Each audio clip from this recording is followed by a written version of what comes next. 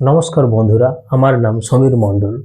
আজ আমি চলে এসেছি আবার আপনাদের সামনে এক নতুন টপিক নিয়ে। আজকে আমরা ডিসকাস করব যে আঠার প্রয়োজনীয়তা কি। আঠা, যেটাকে আমরা পেস্টিসাইডের ভাষাতে বলি নন আইকনিক সারফেক্টেন্ট। আঠা সাধারণত দুই ধরনের হয়, একটা হচ্ছে নর্মাল আঠা এবং অন্যটা হচ্ছে সিলিকন আঠা, যার কার্যকরী ক্ষমতা একটু বেশি নর্মাল আঠার থেকে।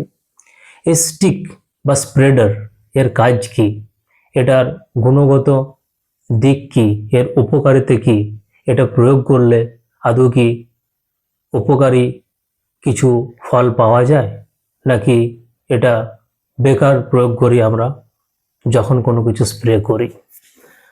আমরা অফেন টাইম কি করি, যখন কোনো পেস্টিসাইড স্প্রে করি কি কোনো প্ল্যান্ট গ্রোথ রেগুলেটর, পিজিআর কি ভিটামিন বা অন্যান্য ধরনের কিছু যখন জিনিস ইউজ করি, আমরা প্রায়শই একটু আঠা অ্যাড করে দিই এর সঙ্গে।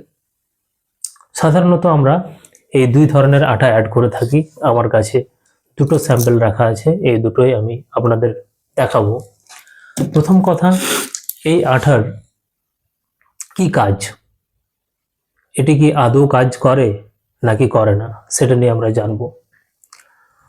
আঠার কাজ হলো কোনো একটা ওষুধের প্রতিক্রিয়া বাড়ানো, তার কার্যকরী ক্ষমতা ইনক্রিজ করা।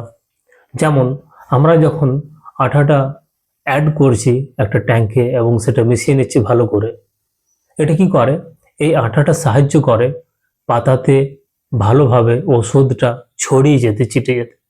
আমরা যখন নর্মাল স্প্রে করি কি হয়, নর্মাল স্প্রেতে দেখা যায় যে জলের মতো ফোঁটা ফোঁটা ভাবে গোটা পাতাটাতে পড়ছে স্প্রেটা, ড্রপলেট, ওয়াটার ড্রপলেট বলে এটাকে। কিন্তু যখন আমরা আঠা প্রয়োগ করব, তখন কিন্তু এই কুয়াশার মতো জলটা পাতাতে চিটে যাবে এবং পুরো পাতাটা কভার করবে। এটা একটা প্লাস পয়েন্ট। এর ফলে কি হয়, পেস্টিসাইড পুরো প্রতিটা কর্নারে পৌঁছায়, যে জায়গাগুলো যাওয়া সম্ভব হতো না নর্মাল ক্ষেত্রে, সেই জায়গাতে যায়। অনেক সময় কি হয়, যখন আমরা বেশি পরিমাণ প্রয়োগ করি, তখন কি হয়, পাতা থেকে জলটা ঝরে পড়ে যায়। যদি আমরা সেক্ষেত্রে স্টিক ইউজ করি, সেক্ষেত্রে কিন্তু এটা হয় না। আবার এমনও সময় হয় যখন দেখা গেল যে মেঘলা ওয়েদার, বৃষ্টি পড়ছে, কি শীতের দিনে কুয়াশাতে পাতা ধুইয়ে দিচ্ছে, তাহলে কি হয়, যদি স্টিক ইউজ করা থাকে, স্টিক ইউজ করলে সেক্ষেত্রে কিন্তু অত সহজে ধুয়ে পড়ে যায় না, বা বৃষ্টির জলে ওষুধের কার্যকরী ক্ষমতাটা নষ্ট হয়ে যায় না। স্টিক কিন্তু ধরে রাখতে সাহায্য করে ওষুধটাকে। আবার যখন আমরা সিস্টেমিক ওষুধ ইউজ করি, এই ওষুধটাকে দ্রুত গাছকে সাহায্য করে টেনে নিতে, তার অভ্যন্তরে, তার কাণ্ড, শাখা প্রশাখা চারিদিকে ওষুধটা ছড়িয়ে পড়তে সাহায্য করে এই স্টিক। অর্থাৎ আঠার যদি আমরা গুণগত মান বলতে চাই, বেশ কয়েকটি আছে। এটি সমানভাবে সমানভাবে ছড়িয়ে যেতে সাহায্য করে পাতার মধ্য দিয়ে।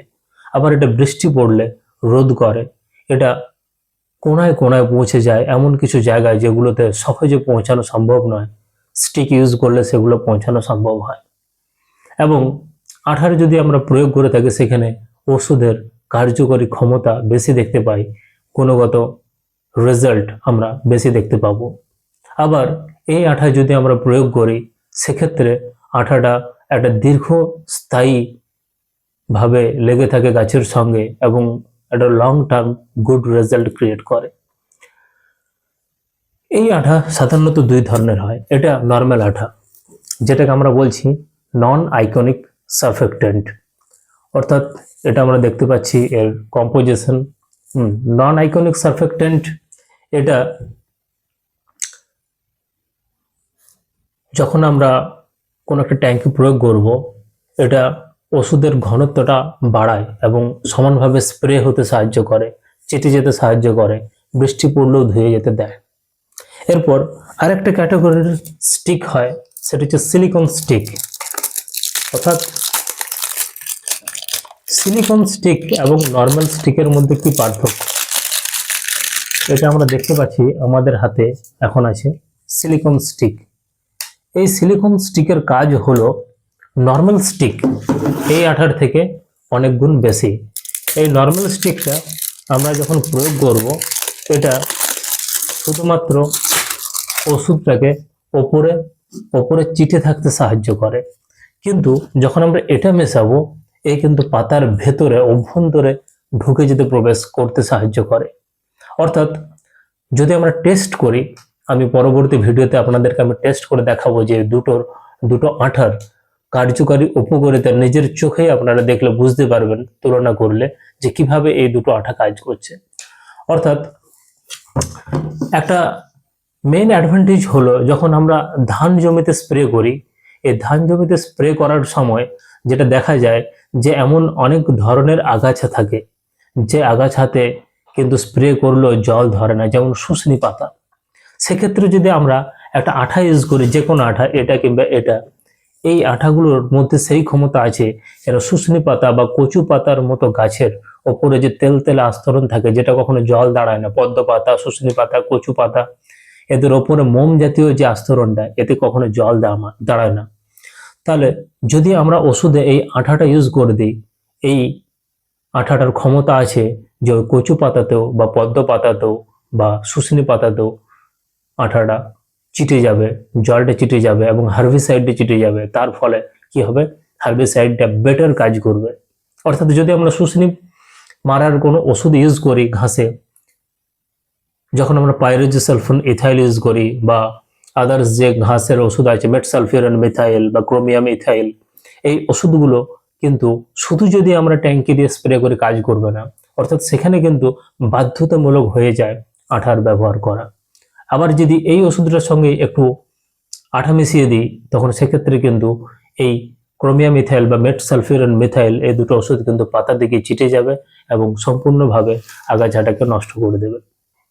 তেমনি অন্যান্য গাছের ক্ষেত্রেও আমরা যদি যে কোনো কিছু স্প্রে করার সময় যদি একটু পরিমাণ স্টিক ইউজ করি, তাতে ওষুধের কার্যকরী ক্ষমতা অনেক হারে বেড়ে যায়। এবং কিছু কিছু ক্ষেত্রে এই স্টিক প্রয়োগ না করলেও চলে, না মেশালেও চলে। যখন আমরা প্যারাকুয়েট ডাইক্লোরাইড বা টাটকা জঙ্গল সাপ যেটাকে বলি, বা ঘাস মরা, যেগুলো ধীরে ধীরে মরে যেগুলোতে, বা গোড়া পচা, এইগুলোর ক্ষেত্রে স্টিক প্রয়োগ না করলেও হয়। বা আপনি যদি কুইক রেজাল্ট চান, ধরুন মনে করুন আপনার মেঘলা ওয়েদার, আপনি চাইছেন যে আপনার প্যারাকুয়েট ডাইক্লোরাইড মাস্ট কাজ করুক, তখন যদি আপনি একটু সিলিকন স্টিক ইউজ করে দেন, সেক্ষেত্রে কি হবে, বৃষ্টি পড়লেও কিন্তু সেটা আর ধুয়ে যাওয়ার সম্ভাবনা থাকে না। তার রেজাল্টটা নর্মাল ক্ষেত্রে কি হয়, সঙ্গে সঙ্গে বৃষ্টি পড়লে ওষুধের কার্যকরী ক্ষমতা কিন্তু তেমন একটা লক্ষ্য করা যায় না, কমে যায়। সেক্ষেত্রে যদি একটা স্টিক প্রয়োগ করা থাকে, আপনি কিন্তু কিছুটা ফলাফল ভালো পাবেন। এবং এই আঠাটা, যেটার ডোজ খুবই কম, এটা সাধারণত 4-5 ml দিলেই প্রচণ্ড সুন্দরভাবে কাজ করে।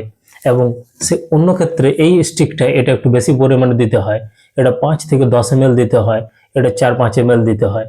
এর সিলিকনের অল্পই কাজ হয়। এবং সিলিকন আঠা যখন আমরা ট্যাঙ্কিতে প্রয়োগ করি ওষুধের সঙ্গে, সেক্ষেত্রে কি হয়, ওষুধের যে মলিকিউলগুলো আছে, এগুলো কিন্তু যে এদের সারফেস টেনশন, অর্থাৎ পৃষ্ঠটান যেটা আছে, সেটাকে ব্রেক করে দেয় এবং ওষুধটা সহজভাবে দ্রবীভূত হয়ে যায়। এবং এই দ্রবীভূত ওষুধটা যখন পাতাতে পড়ে, পাতার ভেতরে, ক্লোরোফিলের ভেতরে খুব সহজেই ভরে দেয় এই সিলিকন স্টিকটা।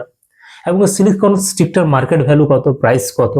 আমরা যদি 100 ml মার্কেটে পারচেস করি, আমরা 170-160 রুপিস থেকে স্টার্ট করে আপ টু 200 রুপিস, বিভিন্ন কোম্পানি অনুযায়ী সেটা ভ্যারি করে। মোটামুটি আপনি ধরে রাখুন 160-70 থেকে 200 টাকা পর্যন্ত খরচা হতে পারে একটা 100 ml সিলিকন স্টিকে।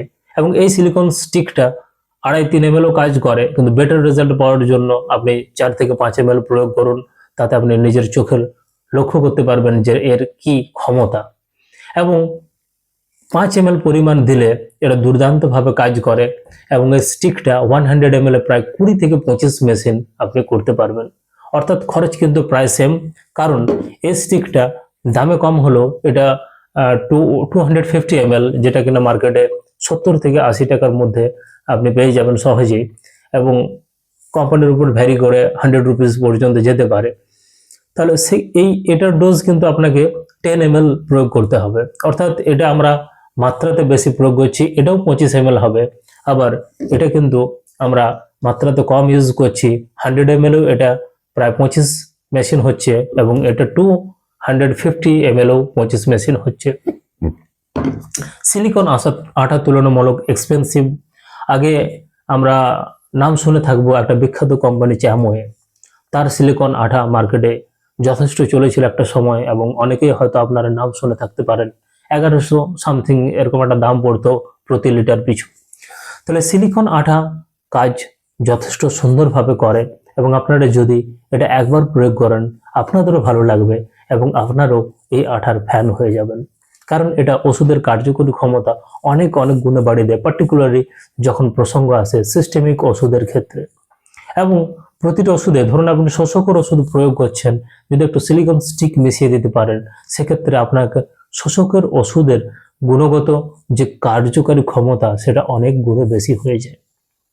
এবং যদি আপনি ধরুন আর্থিকভাবে একটু সাশ্রয় করতে চান, আপনার যদি মনে হয় এই আটাটা আপনার পক্ষে তুলনামূলক ব্যয়বহুল, আপনি এটাও প্রয়োগ করতে পারেন।